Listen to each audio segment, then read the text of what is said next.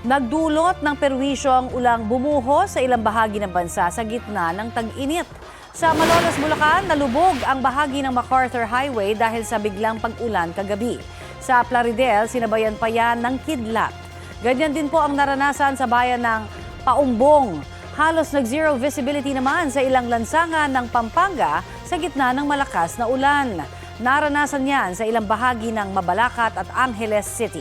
Ayon sa ilang residente, naging mainit ang panahon sa maghapon.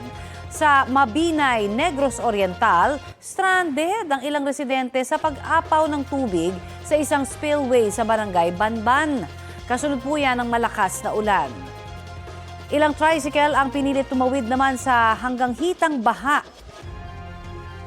Sa Davao City, mataas na ang tubig sa Dumanlas Road, Barangay Buhangin, pero pinilit ng driver ng isang van na makatawid. Tumirik ang sasakyan at lalo pang tumaas ang tubig. Lumabas ng van ang driver at kanyang kasama.